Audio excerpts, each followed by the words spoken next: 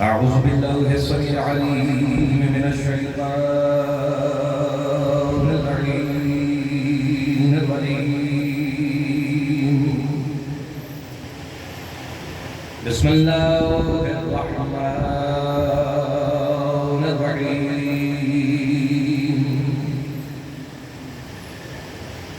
الحمد لله وكفى وسلام على عباده الذين اصطفى، خصوصا على سيد الأنبياء محمد المصطفى. صل على محمد وآل محمد المركب بالياسين والطاعة، وعلى آله الطيبين الطاهرين المعصومين النجباء الشرفاء الذين نزع الله عنهم الرجس وطهرهم تطهيرا.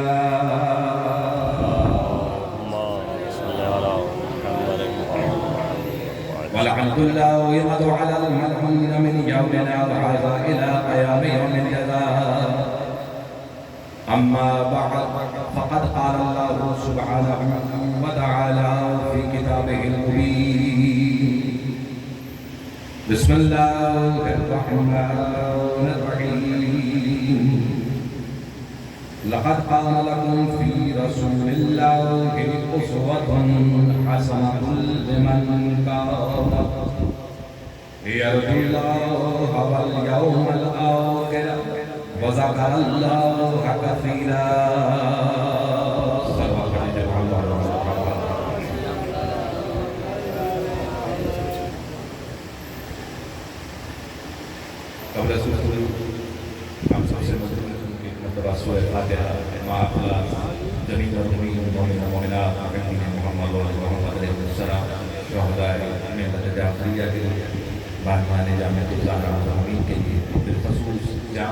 محمد رمضان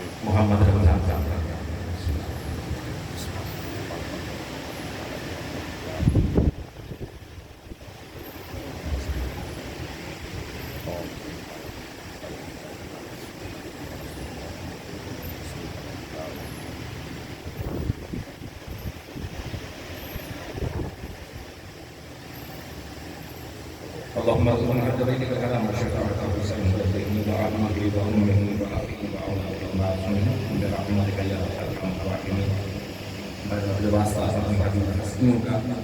ہم سب کا یہاں مجتمع ہونا، ذکر کرنا، سننا بارگاہ میں مقبول و منظور فرما. جو بھی دعائیں جو حاج ہیں فرشتہ بنی جو ولی ہوئے ہیں، ستر حبیب حسن کا مالک سب کے لیے ہوائی جہاں کی بارگاہ میں منظور فرما.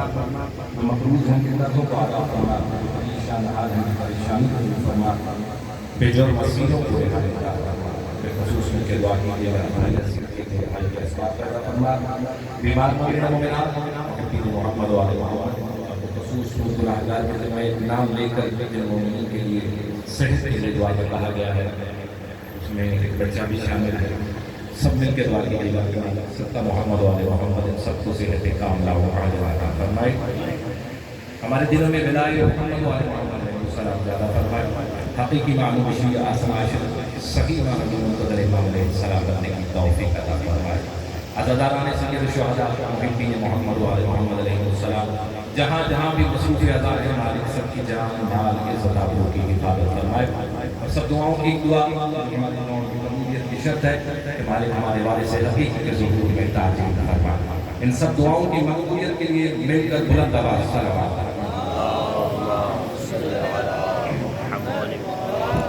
سادات عزام مومن نگران، تیسرا سلسلہ مجالس کا آج آپ کے سامنے پھر انشاءاللہ العزیز رسول کا آغاز وہیں سے کریں گے جہاں سے سلسلہ کا روکا تھا. موضوع یقیناً آپ کے اذہان عالیہ میں ہوگا اور اسی پر کوشش کروں گا کہ اپنے نوجوان کو ساتھ لے کر چلوں اور جو مجھے حقیق کے پاس اتنی معلومات ہیں جو بزرگوں سے سنا ہے بہت بڑا ہے وہ کسی نہ کسی حد تک نوجوان تک پہنچا سکتے ہیں. کوشش یہی ہوگی جیسا کہ میں نے کر کے عرض کیا تھا کہ مقصد ہمارا قطعاً کسی کی بھی دل آزاری نہیں ہے، قطعاً یہ نہیں ہے کہ ہم کسی کو تکلیف دینا چاہتے ہیں، نہیں، حق بیان کرنا چاہتے ہیں، حق پہنچانا چاہتے ہیں، اور حق کی خصوصیت یہ ہوتی ہے کہ یہ پہنچتا ہے کسی نہ کسی ذریعے سے، حق چھپتا نہیں ہے، حق رکتا نہیں ہے، اس میں پہنچنا ہے۔ ہاں کوئی نہ مانے، انکار کرتے، یہ اس کی قسمت ہے، لیکن اگر اللہ نے ہم سب کے ذمے یا ہم لوگوں کو چنا ہے حق کے پیغام کو پہنچانے میں، تو اس کا شکر بھی ہے، اور کوشش بھی کریں گے کہ جب تک آخری سانس باقی ہے حق کی بات کرتے رہیں، حق آگے پہنچاتے رہیں۔ ایک صلوات پڑھ دیجیے محمد و آل محمد۔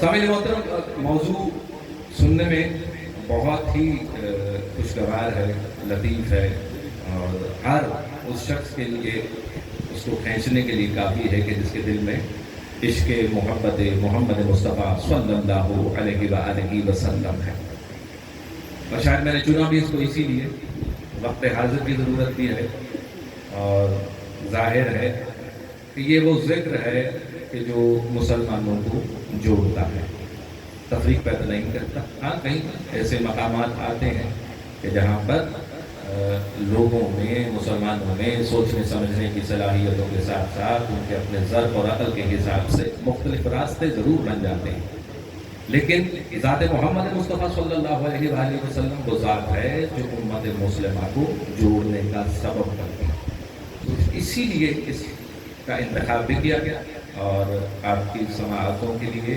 اس مضمون کو، اس کو تیار کیا گیا تاکہ کچھ نہ کچھ پیغام محبت بھی پہنچے، اور کچھ ایسی چیزیں جو کہیں نہ کہیں چھپی ہوئی ہیں، یا یقیناً بزرگ جتنے بھی موجود ہیں وہ ان چیزوں سے واقفیت رکھتے ہیں، آج کا نوجوان اگر ان سے کہیں نہ کہیں ناآشنا ہے یا نہیں جانتا یا اس کی معلومات میں یہ چیزیں نہیں ہیں، تو وہ پہنچانے کی کوشش کرتے ہیں۔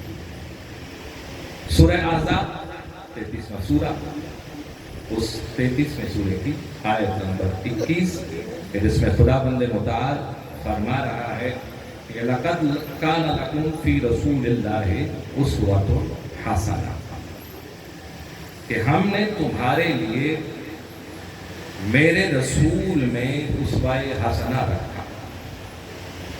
اس پر بات ہو رہی ہے، یقیناً جو نئے چہرے میں دیکھ رہا ہوں تھوڑا سا پیچھے لے کر چلوں گا تاکہ وہ بھی ہمارے ساتھ شامل ہو جائے۔ پچھلی دو بحثوں کے اندر یہ بات ہو رہی تھی کہ تاریخ اسلام لکھنے والے ہم کسی کی بھی لکھی ہوئی کو نہیں مانیں گے تب تک کہ جب تک قرآن مطابقت نہیں کرے گا، کیونکہ اس کا پہلا ماخذ یا تو قرآن ہے، اور تاریخ اسلام کا دوسرا ماخذ خود ذات محمد مصطفیٰ صلی اللہ علیہ وسلم۔ لیکن موضوع چونکہ اسوہ حسنہ ہے، ٹھیک ہے، اسوہ حسنہ ہے، تو اسوہ حسنہ بھی یا تو قرآن بتائے گا کہ رسول کا اسوہ کیا ہے، یا وہ لوگ بتائیں گے کہ قرآن جن کے ساتھ ساتھ ہے یا جو قرآن کے ساتھ ساتھ ہے۔ یہ بحث ہو رہی ہے، اور اس پر اس لیے ضروری ہے بات کرنا، پیغام کو پہنچانا، کہ بات ہے رسول کی، بات رسول کی ہو رہی ہے۔ میری آپ کی بات ہوتی ہاں تو کوئی مسئلہ نہیں تھا، کہیں سے کوئی کچھ بھی کہہ دے، کوئی ایسی بات نہیں، لیکن بات اس ہستی کی ہے کہ جس کا تعارف قرآن میں رحمت للعالمین کے اندر کروایا جا رہا ہے، بات اس شخصیت کی ہے کہ جس پر بلا تفریق ہر کسی کا یہ عقیدہ و ایمان ہے کہ انہی کے لیے سب کچھ خلق کیا گیا۔ تو اتنی بڑی ذات کے بارے میں اگر کوئی لکھے اور وہ قرآن سے مطابقت نہ کرے، تو اس کا مطلب ہے کہ مجھے اور آپ کو آج اتنے سالوں بعد بھی پورا اختیار ہے کہ ہم اس کو تسلیم نہ کریں۔ بات یہ ہو رہی ہے، اسوہ حسنہ وہ ہوگا جو میں اور آپ طے نہیں کریں گے، تاریخ لکھنے والا طے نہیں کرے گا، سوانح حیات لکھنے والا طے نہیں کرے گا، اسوہ وہ ہوگا جو قرآن طے کرے۔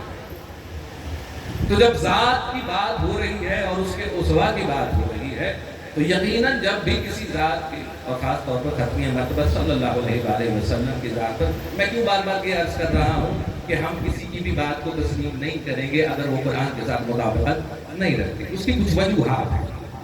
میں اپنے نوجوان کے توجہات اس چیز کی طرف، ان باتوں کی طرف، ان خدشات کی طرف دلانا چاہ رہا ہوں.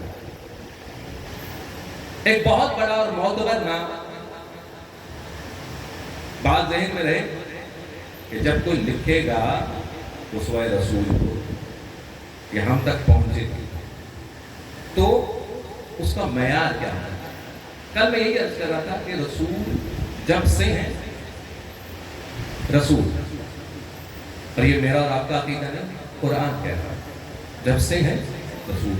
رسول کا ہر قول، ہر فعل، ہر امر، ہر نہیں کیا ہے؟ رسالت کا حصہ ہے. ٹھیک ہے.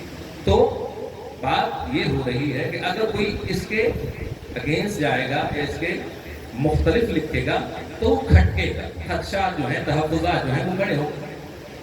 تو 911 میں ایک شخصیت دنیا سے رخصت ہوتی ہے. اس شخصیت کا نام یقیناً آپ کے بھی ذہنوں میں ہوگا، کہیں نہ کہیں آپ نے ان کے بارے میں پڑھا بھی ہوگا، سنا بھی ہوگا، علماء سے بھی سنا ہوگا، کسی نہ کسی مجلس میں، کسی نہ کسی میلاد پر، کہیں نہ کہیں. اس ہستی کا نام ہے جلال الدین سیوطی. تاریخ کے جو ہیں اس وقت طالب علم میرے سامنے موجود ہیں. جہاں میں ہوں غلط مجھے برائے مہربانی ضرور بتائیے گا. 911 ہجری میں ملتا ہے کہ 10 سنیں وفات ہے. اس 911 ہجری میں رخصت ہونے والے جب زندگی میں پہلی دفعہ قلم اٹھایا تو اس نے 6 جلدیں لکھی اور اس کے ساتھ 3 اور جلدوں کا اضافہ کیا. کون ہیں یہ؟ جلال الدین سیوطی. یعنی کہ جن کے اوپر کافی حد تک سب کا ہی اعتماد ہے، ایسا نہیں کہ اعتماد ہے، لیکن انہوں نے 6 اور پھر اس کے بعد 3 اور اس کو نام دیا رسائل التسع. اسی طرح سے کیا نام دیا اس کو؟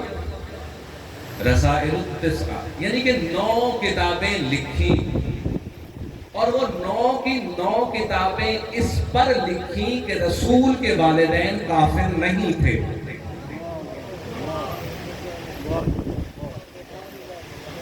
سمجھ رہے ہیں اس بات کو؟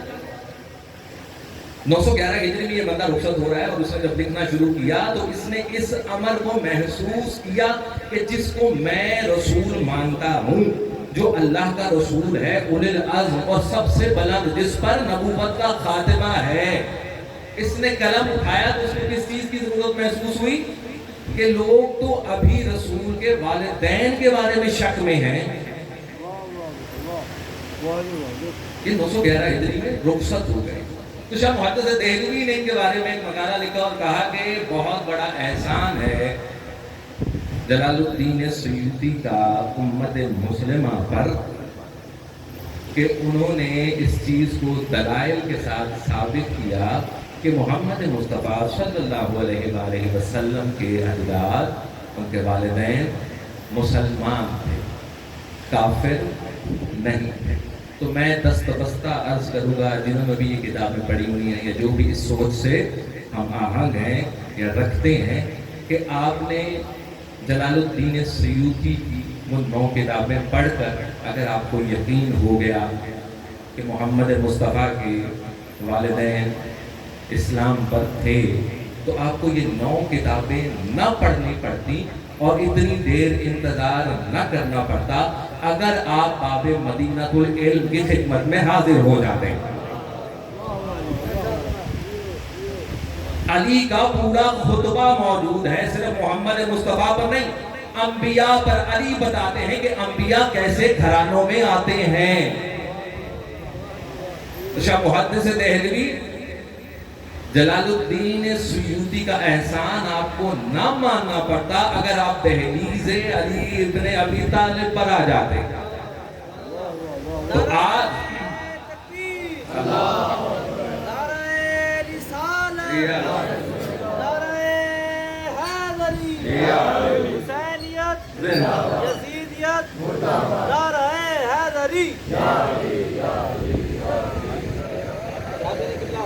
تو جہاں ابھی تک یہ بحثیں موجود ہوں اور ان بحثوں کے اوپر اس ذات پر کوئی قلم اٹھائے اور لکھنا شروع کرے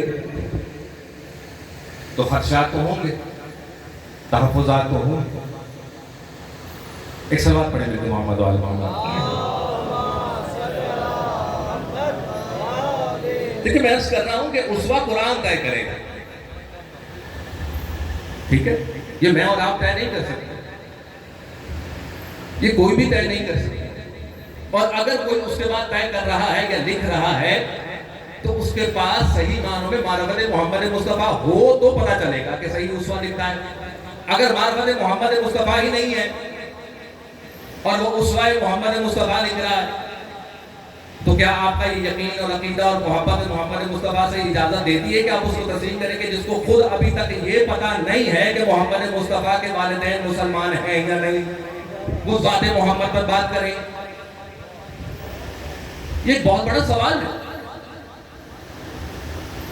اور تاریخ کی کتابیں بھری پڑی ہیں اس طرح کے واقعات کے ساتھ۔ دیکھیں جب آپ سوانح، جیسے میں نے پہلے بھی عرض کیا، ان لوگوں سے لینا شروع کریں گے کہ جنہوں نے جنگوں کے موقع پر یا تو ڈر کے یا لالچ میں اسلام کو قبول کیا،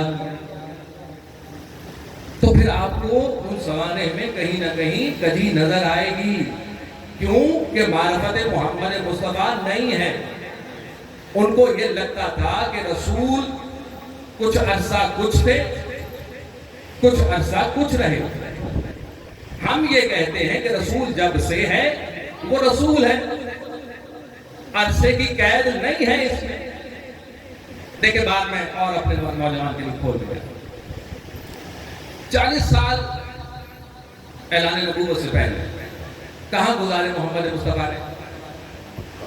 مکہ گیا، اسی طرح مکہ میں گزارے، ظاہر 40 سال گزارے، یہ کوئی چھوٹا عرصہ نہیں ہوتا۔ حیات طیبہ کتنی ہے؟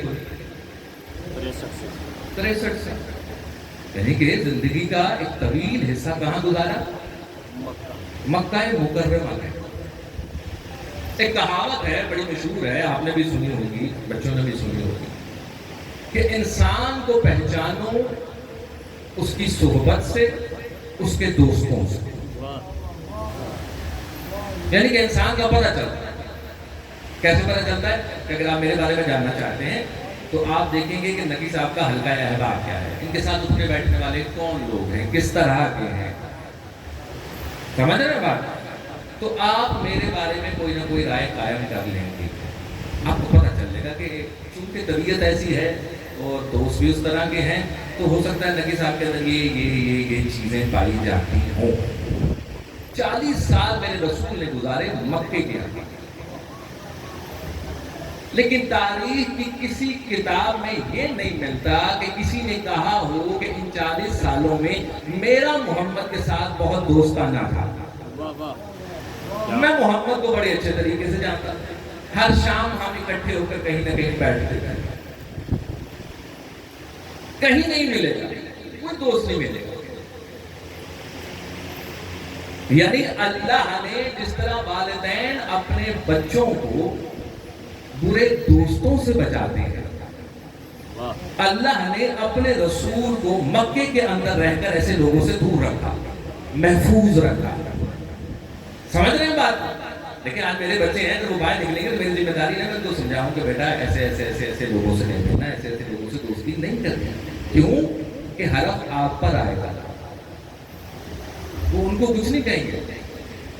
کوئی برا کام ہوگا، کوئی غلط کام ہوگا تو آپ کو کہا جائے گا۔ تو ایسے ایسے ایسے دوستوں سے بچنا ہے۔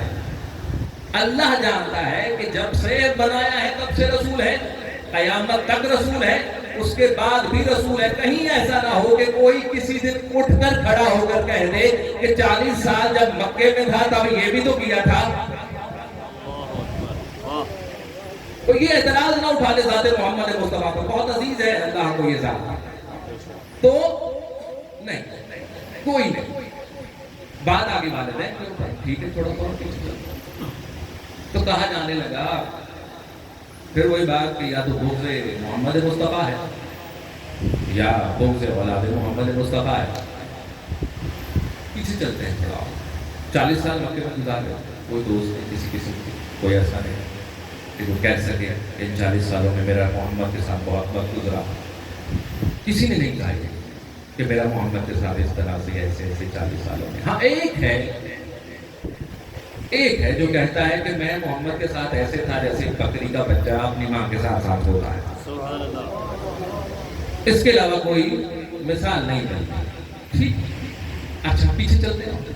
والدین پر آئے, کلمہ نہیں پڑھتے, مسلمان نہیں. اگر آج بھی کسی کا یہ عقیدہ و یقین ہے یا آج بھی کتابوں میں یہ لکھا ہوا ہے, تو میرا محققین سے ایک سوال ہے کہ اگر کوئی کہتا ہے کہ پیغمبر اسلام کے والدین دین اسلام پر نہیں تھے, سوال اب اس سے بڑا ہے. آپ نے تو کہہ دیا کہ پیغمبر اسلام کے والدین اسلام پر نہیں تھے. میرا سوال ان سے یہ ہے کہ اگر پیغمبر اسلام کے والدین دین اسلام پر نہیں تھے تو وحی آنے سے پہلے محمد مصطفیٰ کس دین پر تھے؟ سوال اس سے بھی بڑا ہو جائے گا. ٹھیک ہے, مان لیا, لیکن چلیں بقول آپ کے جب تک وحی کا نزول شروع نہیں ہوا آپ کیا کہیں گے کہ محمد مصطفیٰ کس دین پر ہے, کس دین پر ہوں گے؟ سوال تو یہ پیدا ہوتا ہے. تو کہا گیا جی کہ نہیں, ایسے نہیں. اور اس کے لیے بہت سی چیزیں جو ہیں وہ کتابوں میں لکھ دی گئی. وہ بڑا مشہور واقعہ آپ نے بھی پڑھا ہوگا, آپ نے بھی کہیں نہ کہیں سنا ہوگا کہ ایک دفعہ آپ بیٹھے ہوئے ہیں, ایک شخص آتا ہے, تو جیسے ہی آتا ہے وہ سلام کرتا ہے, تو آپ اس کے چہرے کو دیکھ کے کہتے ہیں کہ اب یہ دیکھیے نا, پھر میں وہ کہہ رہا ہوں کہ خدشات اور تحفظات تو رہیں گے نا جب آپ کو صحیح کتابوں میں اس طرح کی باتیں ملیں گی. ہماری والی نہیں, صحیح کتابوں میں اس طرح کی باتیں. ہماری پہ تو کبھی کسی نے بحث ہی نہیں کی کہ یہ صحیح ہے بھی کہ نہیں ہے. اچھا بات کیا آگے بیٹھے ہوئے ہیں اور ایک شخص آتا ہے, سلام کرتا ہے, آپ سلام کا جواب دیتے ہیں, کہتے ہیں کہ اس کو چہرے کو دیکھتے ہیں, ختم مرتبہ تو ارشاد فرماتے ہیں کہ تیرے والد, تیرا باپ جو ہے وہ اس وقت جہنم میں ہے. تیرا والد اس وقت جہنم میں, لیکن میں نے کلمہ پڑھا ہوا ہے اور میں رسول خدا کے ساتھ ہوں دل و جان سے. لیکن جب رسول میرے سامنے اس طرح کی کوئی بات کریں گے تو ایک مرتبہ ظاہر ہے کیونکہ میرا اس کے ساتھ رشتہ ہے, تو ہو سکتا ہے کہ میرے چہرے کے تاثرات پڑ گئے. اور ایسا ہی ہوا کہ چہرے کے تاثرات بدل, اس کا چہرہ لٹک گیا اور اس طرح انسان بڑا پریشان اور غمزدہ سا ہو کر نکلا واپس. اسی طرح ہو گیا کہ جیسے ہی وہ واپس جانے لگا تو ختم مرتبہ کی اس کو آواز آئی کہ رکو, دیکھو پریشان نہ ہو, جہاں پر تمہارا باپ ہے میرا باپ بھی وہیں پر ہے. سمجھ رہے ہیں اس کا؟ اور اس کو کس چیز میں شامل کیا گیا؟ اخلاق محمد مصطفیٰ صلی اللہ علیہ وسلم.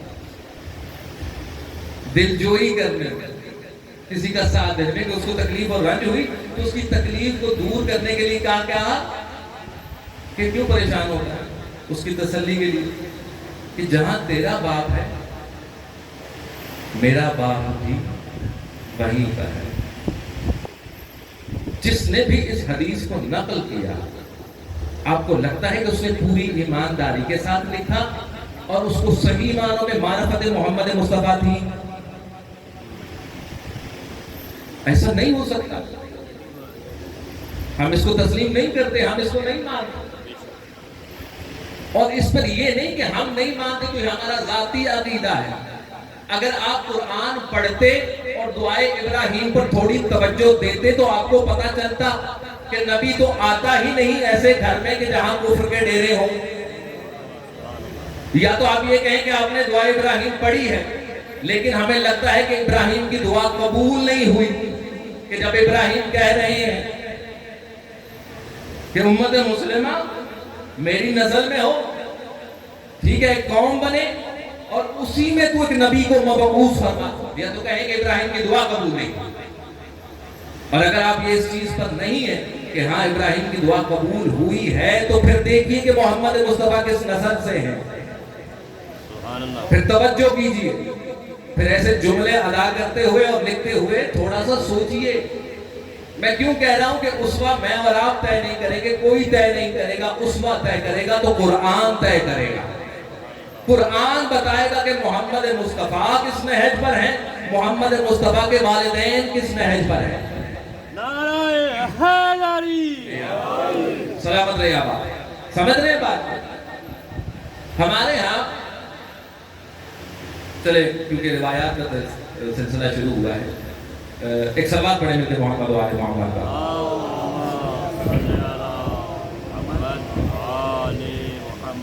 زحمت نہ سمجھے تو میں طرف بلند آواز میں سلوات پڑھیں۔ ہمارے ہاں روایتوں میں ایک شخصیت کا تذکرہ ہوتا ہے، ان کا نام ہے یحییٰ ابن حسین علوی۔ کیا نام ہے؟ یحییٰ ابن حسین علوی۔ لیکن جب تک بغض اور عناد اور تعصب کی اینک نہیں اترے گی، آپ ان ہستیوں کو پہچان نہیں سکتے، معرفت حاصل نہیں کر سکتے۔ کیا نام لیا میں نے؟ یحییٰ ابن حسین علوی۔ یہ امام زین العابدین علیہ السلام کی اولاد میں سے ہیں۔ انہوں نے ایک کتاب لکھی اور اس آیت کو دلیل بنا کر، جناب ابراہیم کی دعا کو دلیل بنا کر ثابت کیا کہ پیغمبر اسلام کے جو والدین ہیں، جو جد ہیں، وہ مسلمان ہیں۔ کیونکہ بحثیں تو ہو رہی ہیں نا، تو ظاہر ادھر سے بھی لکھا جا رہا ہے، ادھر سے بھی لکھا جا رہا ہے۔ تو جیسے ہی یہ بات لکھ دی گئی اور لوگوں کو پتہ چلنا شروع ہوا، تو اسی دور میں یا اس سے پہلے یا اس کے بعد میں اب صحیح معنوں میں میرے ذہن میں نہیں ہے، اگر میں کہیں غلط ہوں تو معذرت خواہ ہوں، ذہبی نے ایک کتاب لکھی علم الرجال پر کہ جس کا نام ہے میزان الاعتدال۔ کیا نام ہے؟ میزان الاعتدال۔ کس کی لکھی ہوئی؟ ذہبی کی علم الرجال کی کتاب ہے۔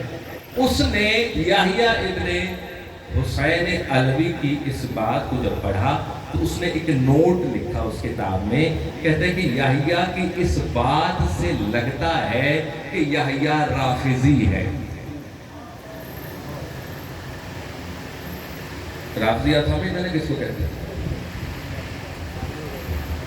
سمجھ رہے ہیں؟ کس بات میں؟ کہ انہوں نے قرآن کی اس آیت سے استدلال کرتے ہوئے یہ بات کی کہ محمد مصطفیٰ صلی اللہ علیہ وآلہ وسلم کے جد جو ہیں وہ مسلمان ہیں۔ اچھا، لیکن ذہبی کیا کہتا ہے کہ اس بات سے لگتا ہے کہ یحییٰ ابن حسین علوی جو ہے وہ کیا ہے؟ وہ رافضی ہے۔ تو پتہ چلا کہ رافضیت خلافت سے نہیں، نبوت سے آغاز ہو چکا ہے اس کا۔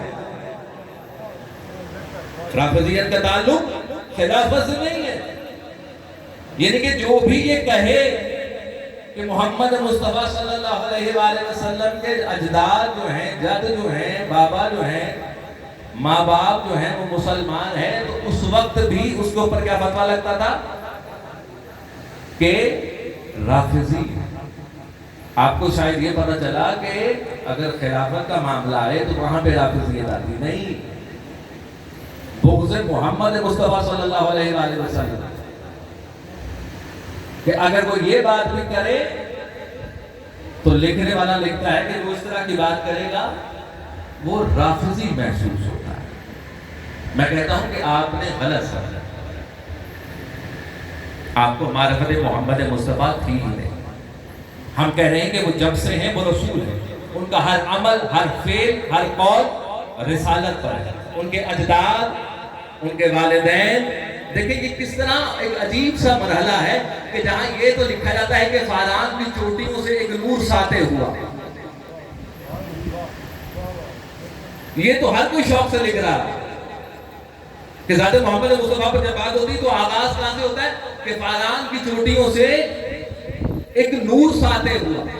لیکن جس جگہ پر نور ساطع ہوا وہاں کے بارے میں آپ کا کیا خیال ہے؟ اس کے بارے میں آپ کیا عقیدہ رکھتے ہیں؟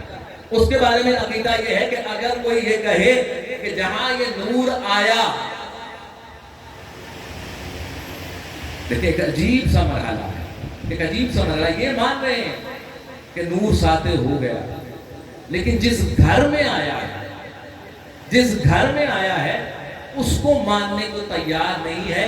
پتہ چلتا ہے کہ یہ کوئی ایسا ہے جو اس گھر سے کب سے مقابلہ لگا کر بیٹھا ہوا ہے۔ یہ مسئلہ یہ ہے کہ وہ ماننے کو جو تیار نہیں ہے نا، کوئی گھر ایسا ضرور ہے وہاں پر ارد گرد جو رسالت مآب کو بھی اور ان کے آبا کے بارے میں، چونکہ کجی خود میں ہے، کمی خود میں ہے، اس کجی اور کمی کو آڑ بنا کر وہ خاندان رسالت پر بھی، محمد مصطفیٰ پر بھی حضرت سرائی کر رہا ہے، اور یہ ابھی تک ختم نہیں ہوا ہے سلسلہ۔ کوئی سمجھے کہ شاید اب ختم ہو گئی ہے بات، اب کوئی ایسا نہیں، آج بھی یہ باتیں ہو رہی ہیں۔ اس لیے میں کہہ رہا ہوں کہ ضروری ہے اس موضوع پر بات کرنا، اس محمد مصطفیٰ صلی اللہ علیہ وآلہ وسلم کی ذات پر، ان کی زبان حیات پر، ان کے اسوہ حسنہ پر صحیح معنوں میں گفتگو کرنا ضروری ہے، تاکہ صحیح معنوں میں معرفت محمد مصطفیٰ آپ تک پہنچے۔ دیکھیں اگر آپ محمد مصطفیٰ کی معرفت حاصل نہیں کر سکے تو اگر وہ کسی کے بارے میں منیت کا کہیں یا کسی کا بازو اٹھا کر کہیں تو آپ سوال کر سکتے ہیں۔ اگر کسی کے بارے میں کہا نا کہ جس طرح میں مولا ہوں اس طرح یہ بھی مولا ہے، تو آپ نے یہ طے کر لیا کہ اس کے معنی دوست کے ہیں۔ دوست کے معنی اس لیے آپ نے گھڑے کیونکہ آپ کو معرفت محمد نہیں تھی، آپ نے اس لیے اس شان کو گھٹانے کے لیے ان کے لیے بھی دوست کا، جیسے غربی صاحب کا یہ جملہ بڑا مشہور ہوا کہ یہ تو بات کی بات ہے نا کہ علی کو کن لفظوں میں یا کن معنوں میں مولا کہا گیا۔ پہلے تو آپ یہ بتائیں کہ آپ محمد مصطفیٰ کو کن معنوں میں مولا سمجھتے ہیں؟ بات علی کی تو ہے ہی نہیں، بات تو محمد مصطفیٰ کی معرفت کی ہے۔ اگر آپ کو صحیح معنوں میں معرفت ہوتی تو کبھی یہ سوال بلند ہی نہ ہوتا کہ مولا کے معنی دوست کے ہیں، ہم رکاب کے ہیں یا کیا ہیں۔ جیسا میں محمد مصطفیٰ کو مولا مانتا ہوں ویسا ہی میں علی مرتضیٰ کو مولا مانوں۔ نعرہ حیدری، برائے خوشنودی محمد و آل محمد بلند تر صلوات۔ تو یہ کمیاں ان خاندانوں کی تھی جو ارد گرد بس رہے تھے، اور کہیں نہ کہیں مجبوری میں، تکلیف میں، خوف سے، لالچ سے، اور جب کوئی چارہ نہ ملا تو کیا ہوا، ایک آخری رستہ بچا، آئے اور کلمہ پڑھ لیا، اور کلمہ پڑھ کے اس گروہ میں داخل ہوئے، کلمہ پڑھ کر اس گروہ میں داخل ہوئے۔ اب داخل ہو گئے تو لیکن چونکہ دل سے مانا نہیں تھا، معرفت ہی نہیں تھی۔ دیکھیں آپ کیسے بس میں رسول میں بیٹھے ہوئے ہر انسان سے یہ توقع کر سکتے ہیں کہ بعد از رسول وہ رسول کا وہی چہرہ پیش کرے گا جو حقیقتاً، وہ رسول کی وہی بات پیش کرے گا جو حقیقتاً انہوں نے کہی، کیونکہ قرآن خود کہہ رہا ہے کہ یہ جو تم جن کے درمیان میں بیٹھے، میں مفہوم عرض کر رہا ہوں، شاید کسی اشرے میں نے اس پر بات بھی کی ہے، کہ یہ جو آنکھیں تمہیں دیکھ رہی ہیں، یہ جو آنکھیں تمہیں دیکھ رہی ہیں، یہ جو لوگ تمہیں دیکھ رہے ہیں، تو کیا تم اندھوں کو راستہ دکھاؤ گے؟ اور یہ جو باتیں تم جن کو سنا رہے ہو تو کیا تم بہنوں کو بھلائی کی باتیں بتاؤ گے؟ بس میں رسول میں موجود ہوتے ہوئے بھی ہر دیکھنے والا بصارت نہیں رکھتا، ہر سننے والا سماعت نہیں رکھتا، تو کیسے ممکن ہے کہ 11 ہجری کو رسول رخصت ہوں تو وہ جتنے ارد گرد بیٹھنے والے، دیکھنے والے، سننے والے حقیقی معنوں میں وہی پیش کریں جو محمد مصطفیٰ کا؟ نہیں، یہ ذمہ داری صرف اس کے لیے ہے، یا یہ حق صرف اس کے لیے ہے کہ جس کے بارے میں اپنی زندگی میں فرمایا تھا کہ انا و علی من نور واحد۔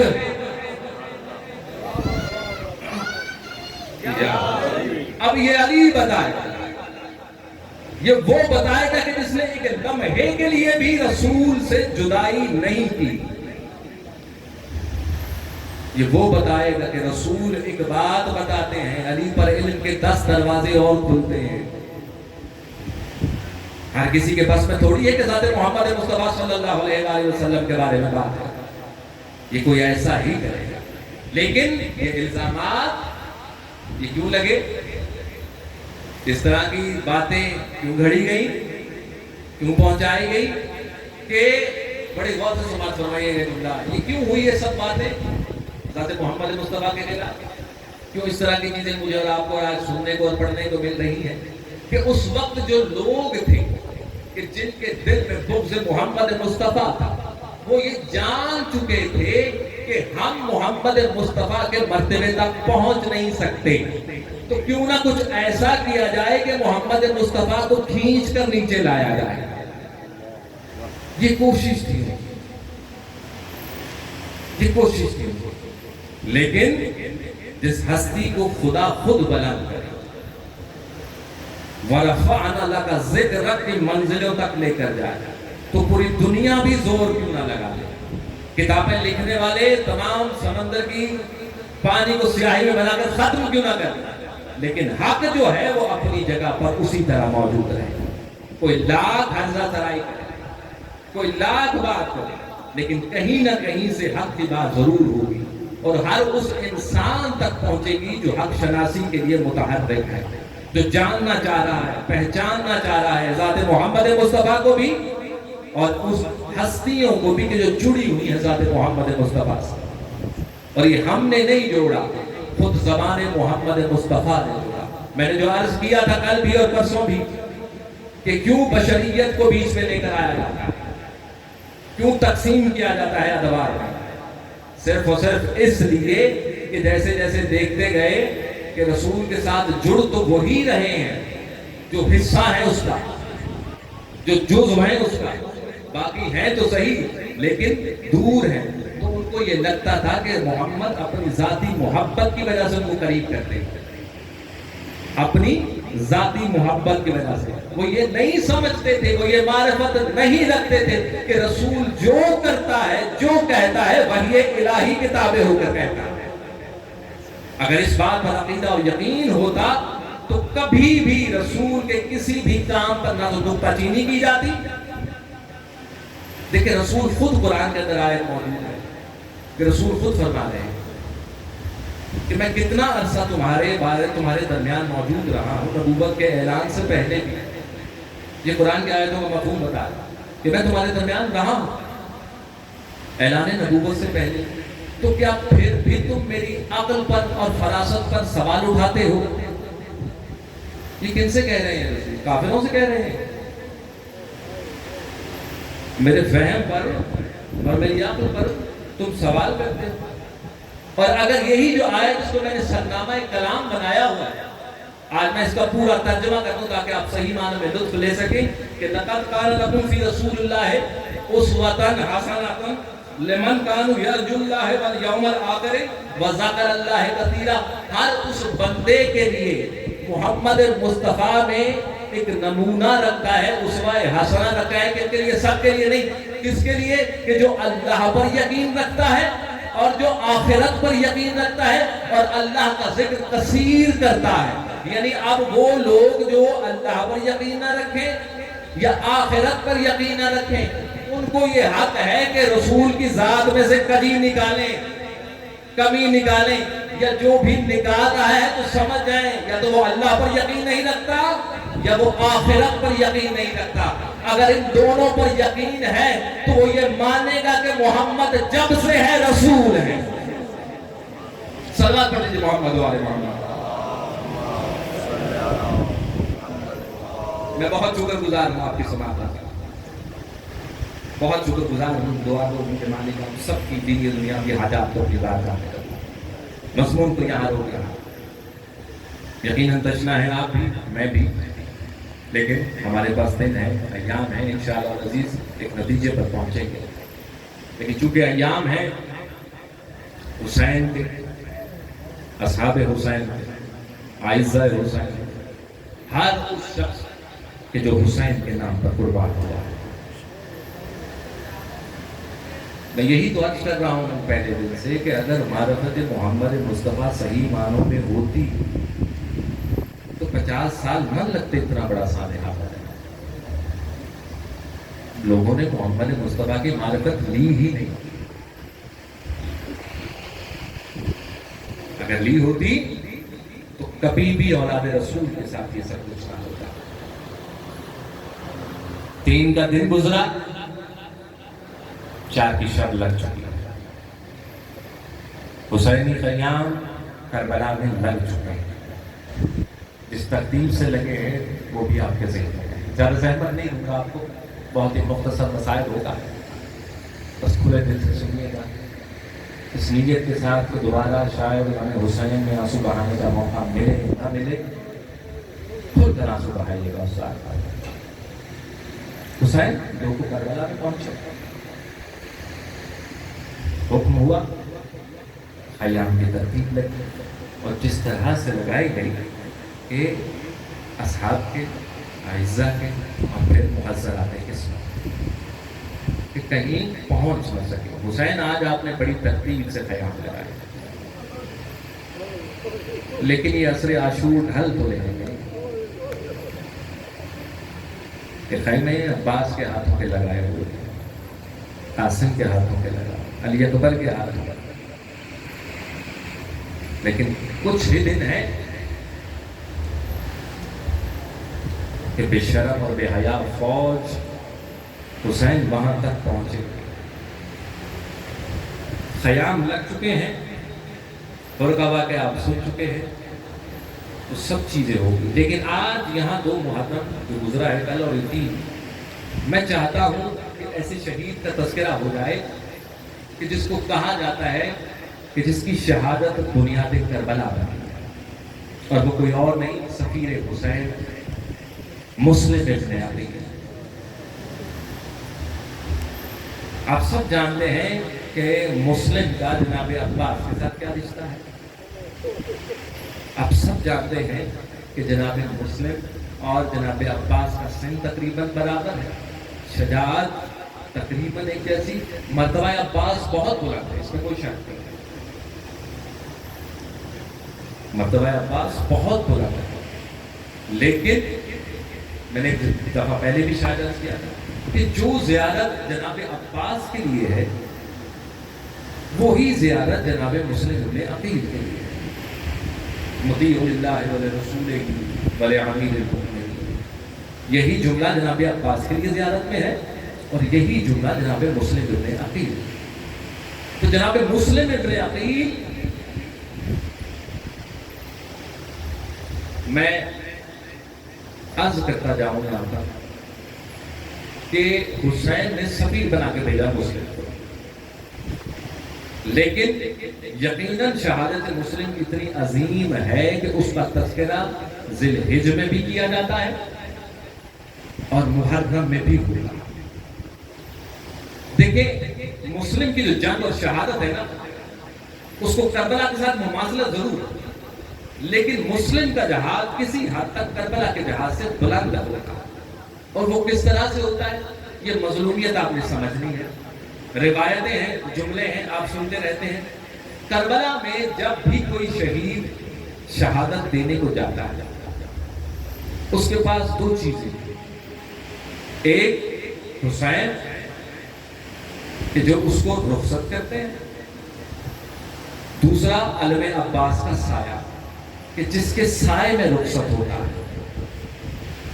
پھر یہ بھی ہے کہ حسین خود اس شہید کا لاشا اٹھا کر لاتے ہیں، لیکن مسلم ابن عقیل سفیر حسین وہ شہید ہے جو اکیلا لڑ رہا ہے، نہ حسین اس کے پاس شاباشی دینے کو ہے، نہ علم عباس کا سایہ ہے کہ جس کے سائے سے گزر کر میدان جنگ میں جائے۔ یہاں میدان جنگ ہے، یہاں پر اسلحہ بھی جنگ کا استعمال ہوا، لیکن مسلم وہ مظلوم شہید ہے کہ جس پر جنگ کا بھی اسلحہ، لیکن جب جنگ کر رہا تھا تو چھتوں پر کھڑی ہوئی عورتیں کبھی پتھر مارتی تھیں، کبھی گرم پانی پھینکتی تھیں، کبھی کوئی آگ پھینکتا تھا۔ میں بہت مختصر کر رہا ہوں مسائل کو۔ توآ کے گھر میں ہے مسلم، جب پتہ چلا اتنی مومنہ کے گھر میں ایک ایسا بیٹا کہ جس نے جا کے حاکم وقت کو بتایا، گھیر لیا گیا گھر کو. صرف سنیے گا 2 جملے, میں آپ کو زیادہ زحمت نہیں دوں گا. کہتے جب پتہ چلا وہ گھیراؤ ہوا نا تو مسلم ایک مرتبہ تلوار لے کر گھر سے باہر نکلنے لگے. تو دعا آئی آگے کہ مسلم دیکھو باہر جا کر جنگ مت کرو, مجھے پتا ہے تم جنگ کرو گے لیکن یہ گھر کی دیواریں تمہاری ڈھال بنے گی. اگر تم گھر میں رہ کر جہاد کرو تو ان کے حملے سے بھی بچ سکتے ہو اور تمہارا جہاد بڑھ بھی سکتا ہے. اس مومنہ نے جناب مسلم کو یہ مشورہ دیا. کہتے ہیں کہ پتہ ہے جناب مسلم نے کیا جواب دیا اس مومنہ؟ کہتے ہیں کہ تیری محبت بہت ہے حسین سے بھی, ہمارے گھرانے سے, لیکن دیکھ یہ جو میرا دشمن ہے نا, یہ میرا دشمن جو ہے یہ بہت بے غیرت ہے, اس میں رحم نہیں ہے, اس میں حیا نہیں. دیکھ میں لڑ تو لوں گا لیکن کہیں ایسا نہ ہو کہ مجھ مسلم کی وجہ سے تیرے پردے میں فرق آ جائے, کہیں ایسا نہ ہو کہ یہ گھس آئے تیرے گھر میں اور تیرا پردہ ختم کر دے. میں کہوں گا جناب مسلم آج آپ کو ایک مومنہ کے پردے کی اتنی فکر ہے, آئے ذرا عاشور کے دن عصر کے بعد قیام حسینی کو دیکھے کس طرح نبی کی بیٹیوں کے سروں سے ردائیں اٹھائی جاتی ہیں. کہتے ہیں کہ مسلم نے جہاد شروع کیا, گلیوں میں جہاد کرتا ہوا مسلم جا رہا ہے, جتنی فوج آتی جا رہی ہے مسلم تحت تیز کرتا جا رہا ہے. کہتے ایک مرتبہ دھوکہ دے کر ایک گدھا چھوڑا گیا, اس میں مسلم کو گرا کر گرفتار کر لیا. اب مسلم گرفتار ہوا, پہنچا دربار کوفہ میں, سوال ہوا کہ امیر مان حسین کے. مسلم نے تاریخی جملہ کہا کہ سوائے حسین کا مسلم کا کوئی امیر نہیں ہے, اگر میں کسی کو امیر مانتا ہوں تو وہ میرا حسین. کہا اچھا لے جاؤ دارالعمارہ کی چھت پر, مسلم کا سر قطع کر. کہتے کہ لے کر جایا گیا, مسلم کا سر قطع کرنے لگے.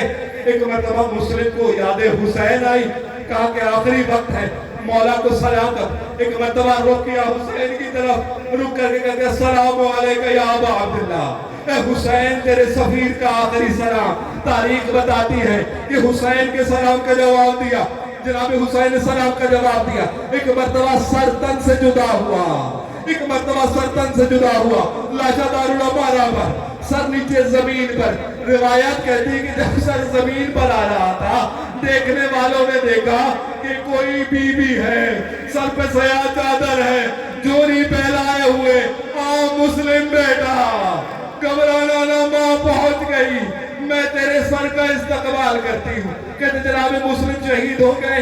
ایک جملہ بس, کہتے جناب سید سجاد کے پاس ایک آدمی آیا, کہتے مولا رہائی کے بعد, کہتے جس دن مسلم کو قید کر کر کوفے کے دربار میں لایا گیا میں تب بھی وہاں تھا, اور جس دن آپ کو قید کر کے لایا گیا میں اس دن بھی وہیں تھا, لیکن ایک بات میں نے محسوس کی. کہتے کیا؟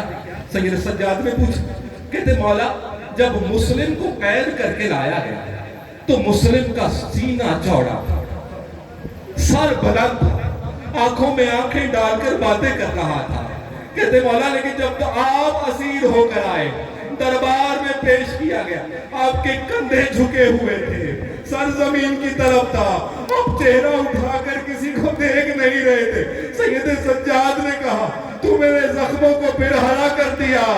صحیح کہہ رہا ہے کہ مسلم سینہ چوڑا کر کے آیا, سر کو بلند کر کے آیا, آنکھوں میں آنکھیں ڈال کر بات کر رہا تھا, لیکن یہ بھی تو دیکھ مسلم تنہا آیا تھا قید ہو کر.